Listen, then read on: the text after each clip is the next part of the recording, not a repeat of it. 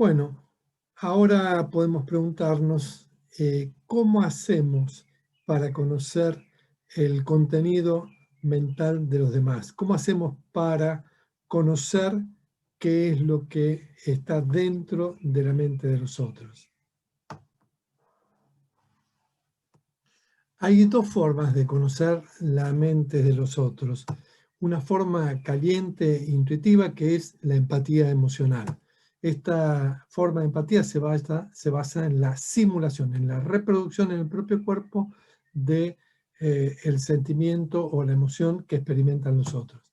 Y una segunda forma de conocer la mente de los otros, una forma más fría, más razonada, es la mentalización. La mentalización utiliza un tipo especial de inferencias, las llamadas inferencias mentalistas. Vamos ahora a ver entonces la empatía emocional.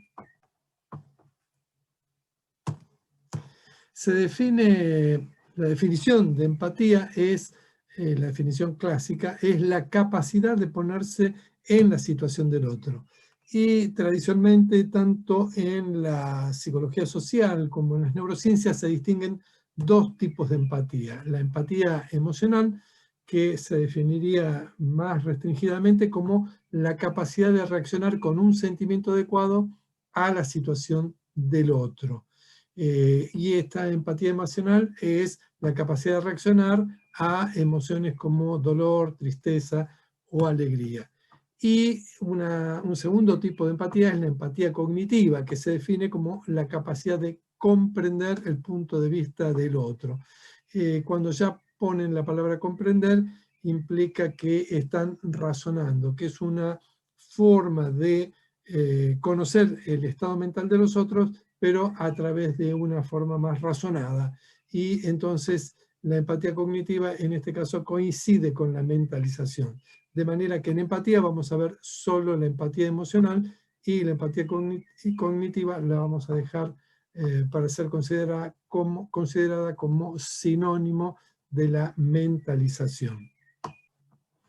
Definida entonces la empatía emocional como la capacidad de reaccionar con un sentimiento adecuado a una emoción experimentada por el otro, veamos ahora las bases neurales. Las bases neurales de la empatía emocional fueron estudiadas a través de neuroimágenes funcionales, también a través de estudios lesionales.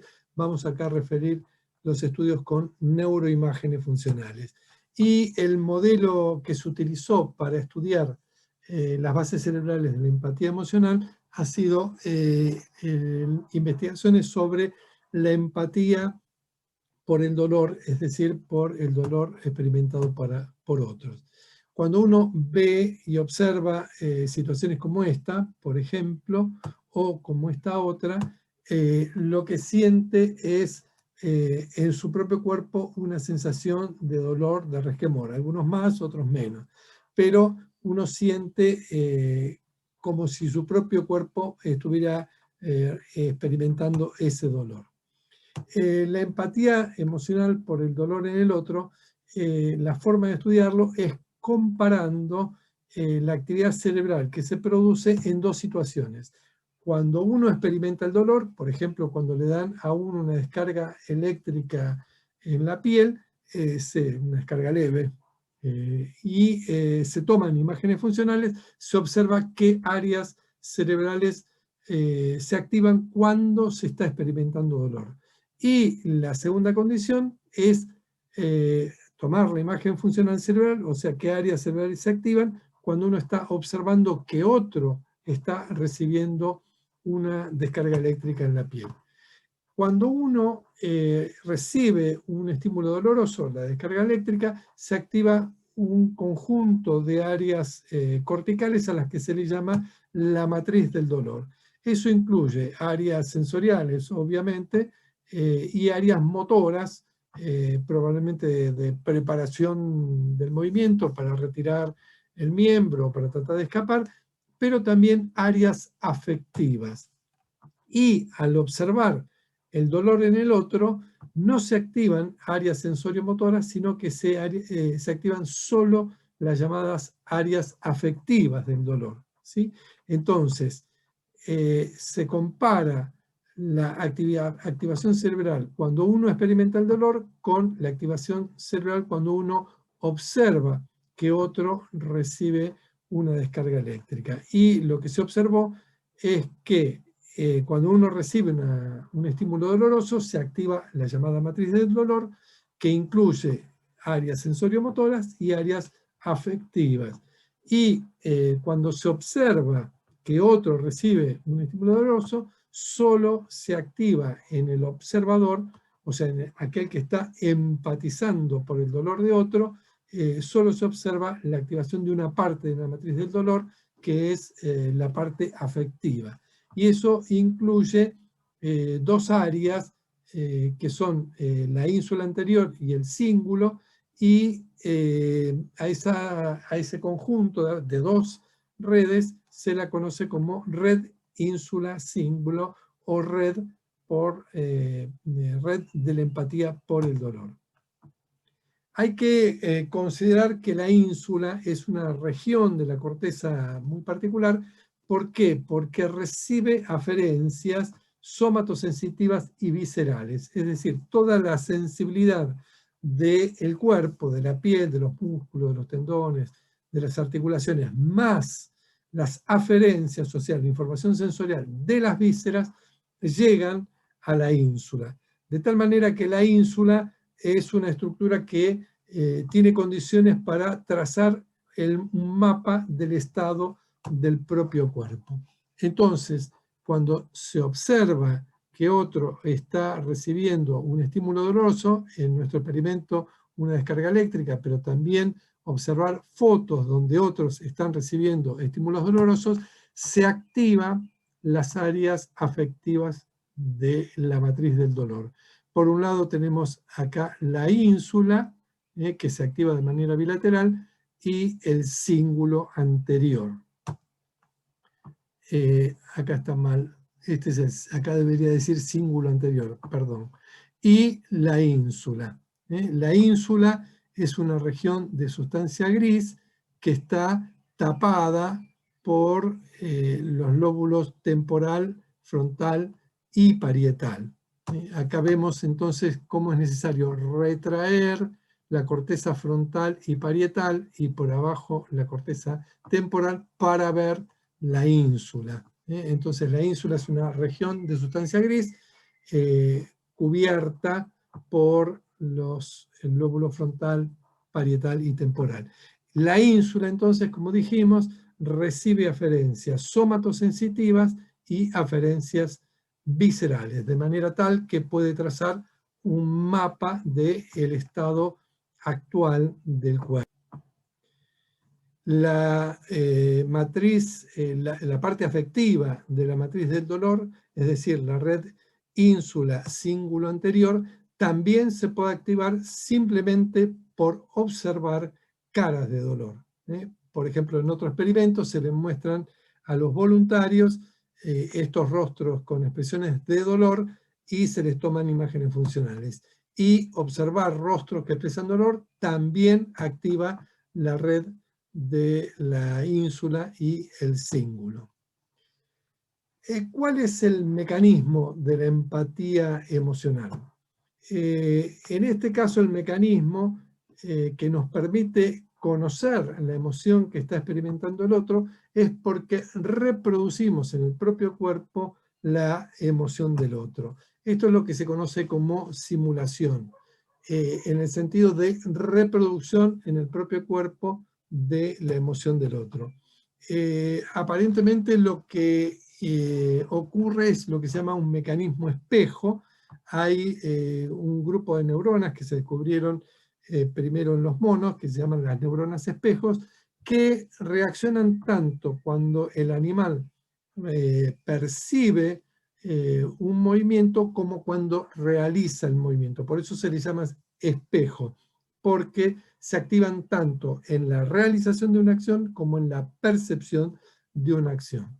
Es decir, une percepción con acción. En este caso, al percibir el dolor, se activa la matriz de acción de la respuesta corporal del dolor. Y entonces este puente entre percepción y acción es un mecanismo espejo que permite reproducir lo que se ve dentro del propio cuerpo. Eso es lo que se llama entonces un mecanismo de simulación. Esta simulación es bastante automática, aunque ahora, como enseguida veremos, se puede regular por influencias superiores, pero es un mecanismo automático que nos permite reproducir en el propio cuerpo la emoción que percibimos está experimentando el otro. Ahora bien, la simulación no es un mecanismo absoluto, incluso puede ser inhibido. La simulación está regulada por influencias de nivel superior, como por ejemplo creencias, conocimientos o prejuicios. Hay un experimento muy interesante que muestra justamente esta regulación de la simulación a partir de los prejuicios del individuo que está observando al otro que experimenta dolor. Este experimento, que está relatado con más detalle en la bibliografía, consiste en hacer que los sujetos experimentales primero observen a dos personas jugando un juego. Uno de ellos hace trampa y el otro juega honestamente. Al que hace trampa le vamos a llamar el malo y al que juega honestamente el bueno. A posteriori, estos dos sujetos que fueron observados por los sujetos experimentales, que en realidad son actores, estos dos sujetos reciben, en realidad simulan, recibir descargas eléctricas. Entonces, en los observadores, los que observaron el juego y observan, por ejemplo, al bueno recibir una descarga eléctrica, activan la parte afectiva de la matriz del dolor. Es decir, cuando ven que el bueno recibe una descarga eléctrica, o sea, tiene una experiencia de dolor, ellos activan por empatía emocional la red del cíngulo y la ínsula. Pero en cambio, cuando observan que el malo está recibiendo la descarga eléctrica, la activación de la red de la empatía emocional es mucho menor, o incluso en el caso de algunos hombres está ausente. ¿Qué quiere decir esto? Quiere decir que la activación de la red de la empatía emocional, la red ínsula, ínsula cíngulo, esa red está regulada por influencias superiores, por conocimientos, prejuicios o creencias que regulan entonces y modulan la respuesta a la empatía por el dolor. Bien, veamos ahora la segunda forma de conocer la mente de los demás. Esta forma es la que llamamos mentalización.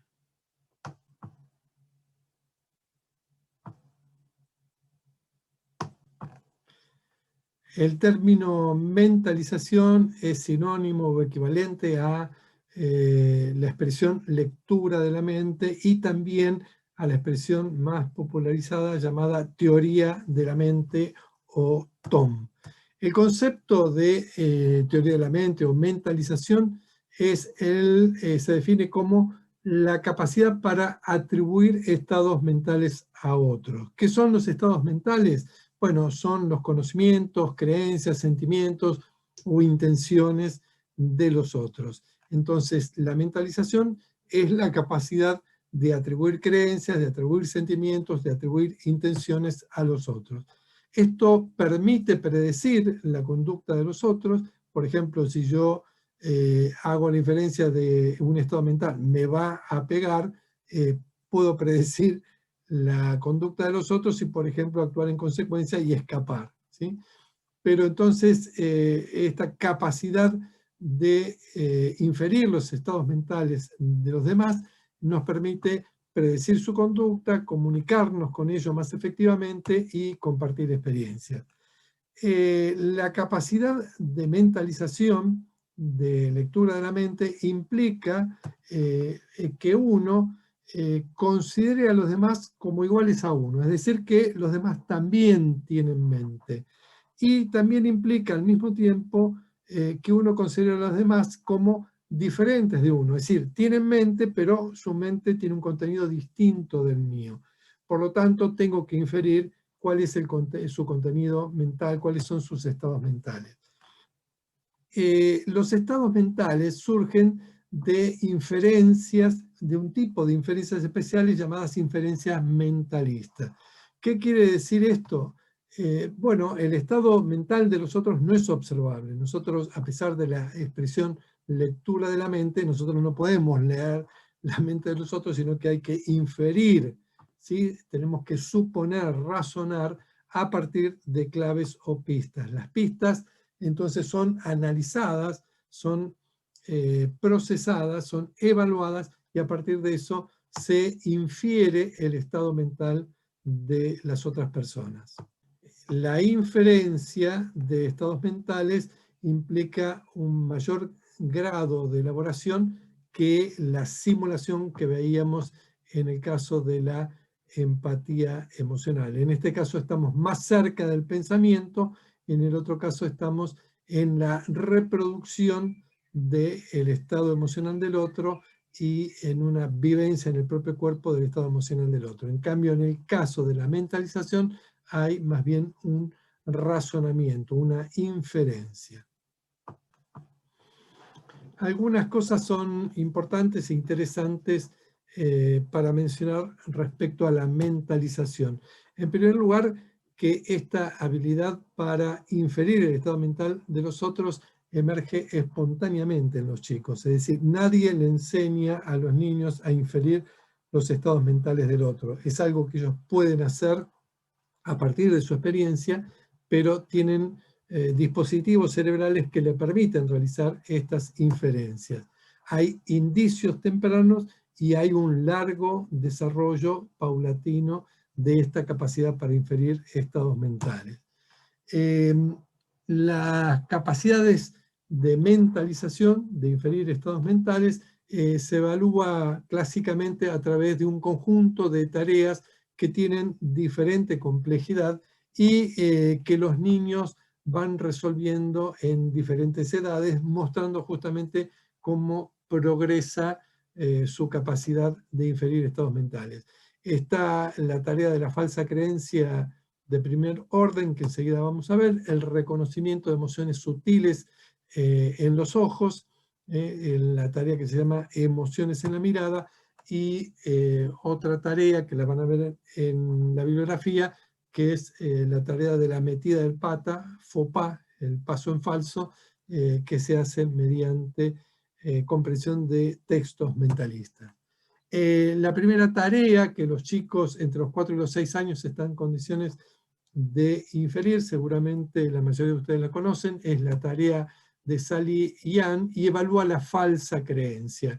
¿Qué es la falsa creencia? Bueno, se le muestra al chico una serie de dibujos, de cómics, estas viñetas, primero hay dos chicas, se le presenta, bueno, esta es Annie, esta es Sally, Sally mete una bolita dentro de la canasta y sale, y cuando no está, Anne mete la bolita en la caja, y entonces se le pregunta al chico, y esa es la pregunta mentalista, ¿dónde crees que Sally, cuando vuelva, va a buscar la bolita?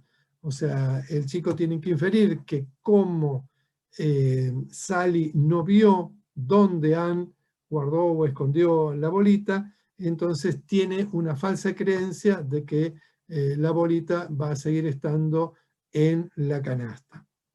Entonces, el chico, para resolver esta tarea, tiene que darse cuenta que, en este caso Sally, otra persona puede tener una falsa creencia, es decir, puede creer algo que no coincide con el estado de los hechos, y a su vez que no coincide con su propia creencia o su propio conocimiento, porque el chico sí sabe que la bolita está en la canasta, perdón, está en la caja, y no donde la había dejado Sally, la persona que tiene la falsa creencia. Entonces, la tarea de la falsa creencia justamente es una tarea que cuando se resuelve implica que el chico que la resuelve tiene capacidad para atribuir una falsa creencia a otro. Es decir, atribuir a otro una creencia que no tiene relación con el estado de los hechos y que no tiene relación con su propia creencia o su conocimiento del estado de los hechos. Otra tarea que se utiliza para evaluar la capacidad de inferir estados mentales es la llamada lectura de la mente en los ojos. Entonces se le dan una serie de fotografías de ojos y tiene que relacionarlas con alguna de estas palabras que están describiendo estados mentales. Si está cómodo, está cómodo, aburrido, irritado o juguetón. Si ustedes intentan realizar esta tarea, enseguida se van a dar cuenta que tienen que realizar una serie de razonamientos, de comparaciones. Por ejemplo, bueno, no, aburrido no parece, irritado tampoco, y cómodo, bueno, parece más juguetón. Es decir, uno busca la mirada, la compara con los estados mentales que están referidos en estas palabras y entonces toma su decisión.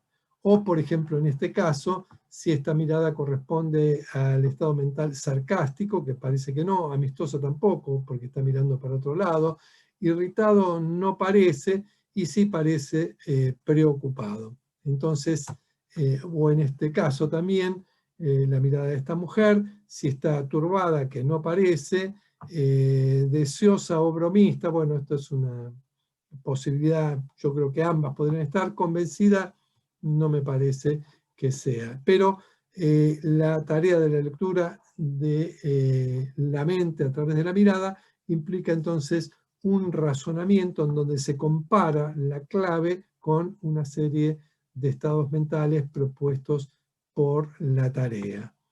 Estas son entonces tareas que se utilizan para evaluar la capacidad de realizar inferencias mentalistas, o sea, inferencias sobre el estado mental de los otros. ¿Cuáles son las bases neurales, o sea, las áreas corticales que intervienen en la realización de las tareas mentalistas? Si se toman neuroimágenes funcionales durante la realización de tareas mentalistas, se observa actividad en 4 regiones corticales que forman lo que se llama la red de mentalización. Una primera región es la región prefrontal dorsomedial, esta es la cara medial del hemisferio, y esta es la región prefrontal dorso, porque es el dorso del cerebro medial. Otras regiones importantes son el surco temporal superior y giro temporal superior. Este surco separa el giro temporal superior del giro temporal medio, y el surco y el giro temporal superior forman entonces otra red cortical, otra área cortical que forma parte de la red mentalista. La unión temporoparietal, este es el lóbulo temporal, este es el lóbulo parietal, la región que, digamos, que ocupa la parte de unión entre el lóbulo temporal y el lóbulo parietal se llama unión temporoparietal, y es otra de las áreas corticales que forman parte de la red de mentalización. Y finalmente, los polos del lóbulo temporal, este es el lóbulo temporal, este es el polo anterior del lóbulo temporal. Entonces, los dos polos del lóbulo temporal, acá se observa en una vista dorsal del hemisferio, en una vista medial y en una vista inferior. Los polos temporales entonces forman parte también de esta red de inferencia de estados mentales, la red mentalista. Ahora bien, no todas las regiones se activan en todas las tareas mentalistas.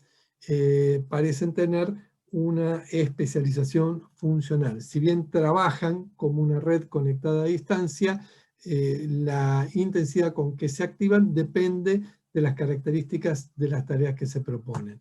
La región prefrontal dorsomedial es la única que se activa durante todas las tareas mentalistas. Siempre que hay que atribuir estados mentales a otros, se activa esta región. Esta región se activa cuando se le atribuye estados mentales, por ejemplo, al perro. ¿Cómo pensás que se va a sentir tu perro si le sacás la comida?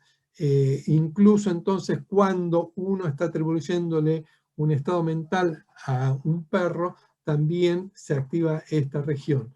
Esta región también se activa cuando uno está atribuyendo estados mentales incluso aunque no esté una persona. Por ejemplo, si uno juega al ajedrez a través de una computadora y le informan que del otro lado, en la otra computadora, hay una persona manejando el juego, entonces esta región se activa. En cambio, si uno está jugando con una computadora y se le informa que es un programa de computadora, no hay otra persona, esta región no se activa. Es decir, esta es una región que se activa siempre que uno está intentando inferir estados mentales, incluso estados mentales propios.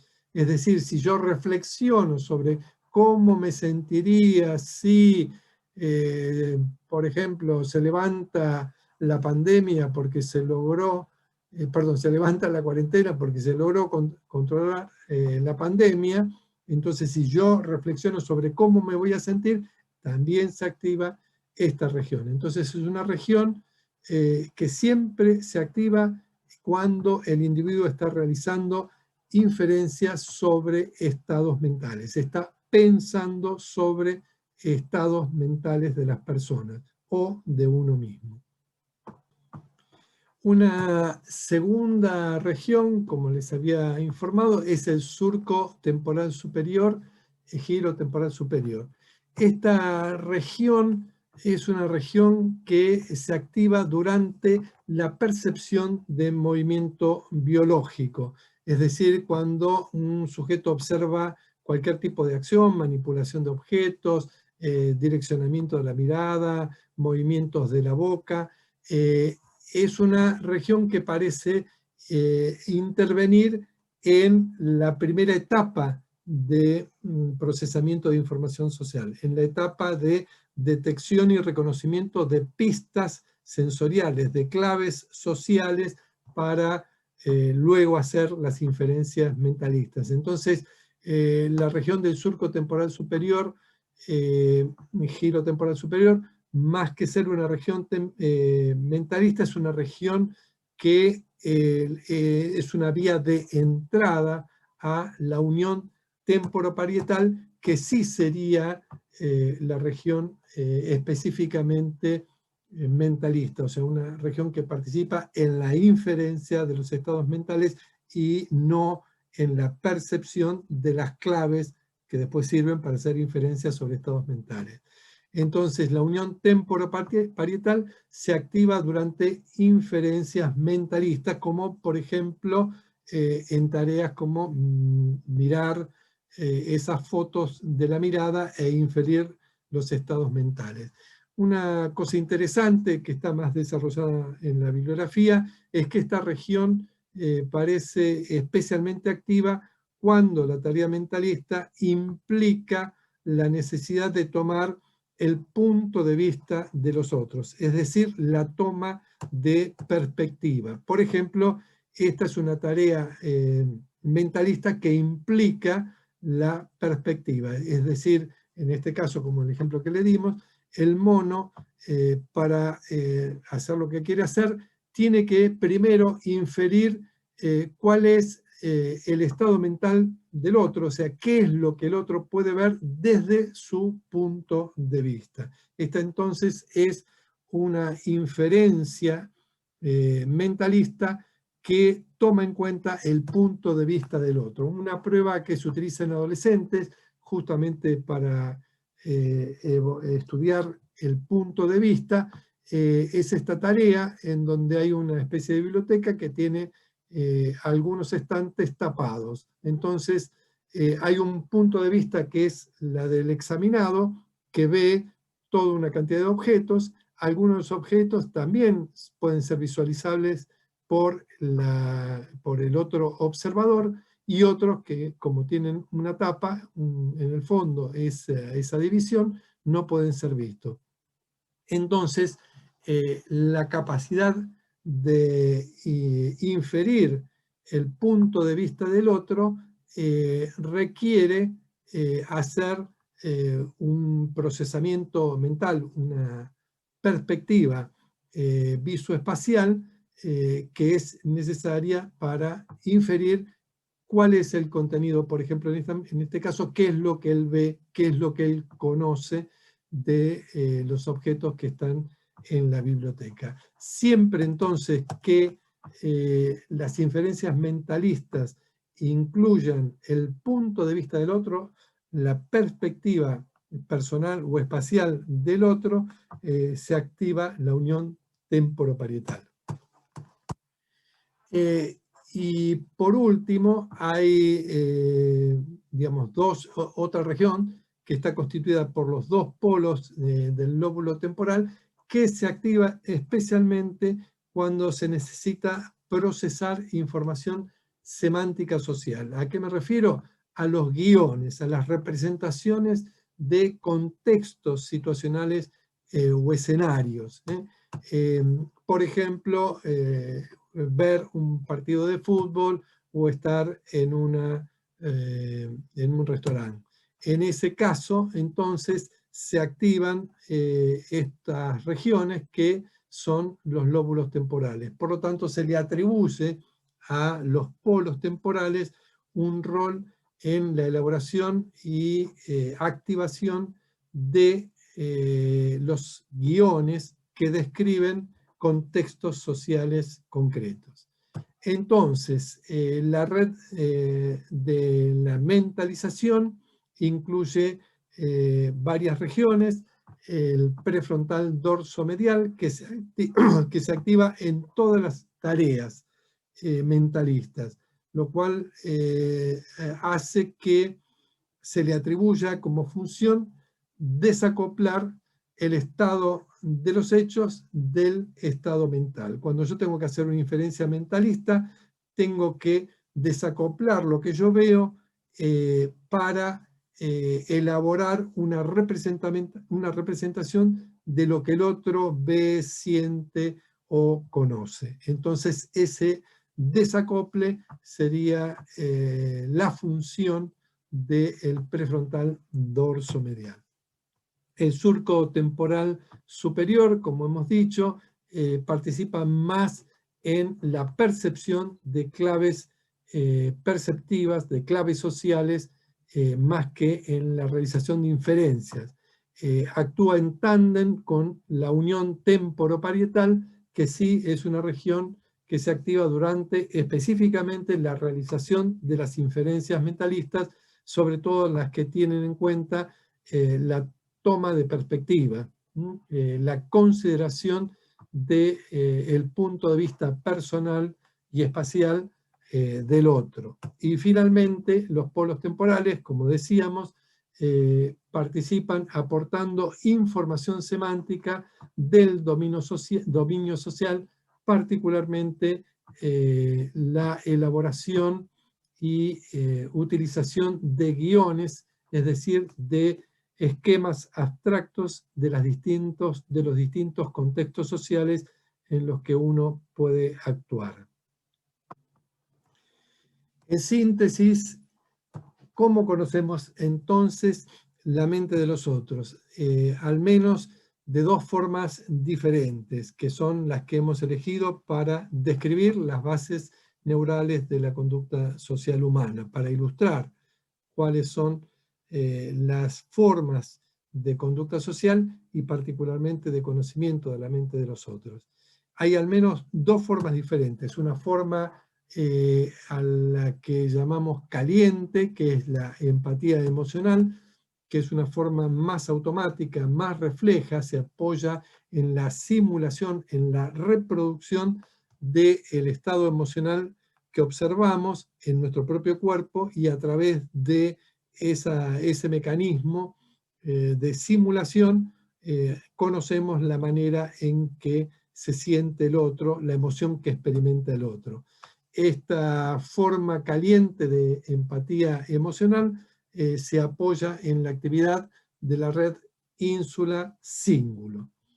La segunda forma es una forma más fría, más razonada, es la mentalización, también llamada lectura de la mente o teoría de la mente, que se basa en las inferencias elaboradas a partir de claves perceptivas sociales.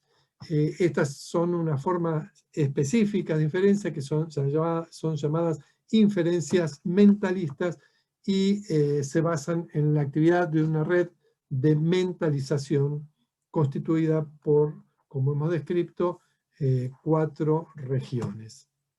Bueno, hasta aquí entonces llegamos con este tema del comportamiento social humano y el cerebro. Hemos tratado de describir algunos aspectos esenciales de las relaciones entre el cerebro y la conducta social. Muchas gracias por la atención. Hasta el próximo encuentro.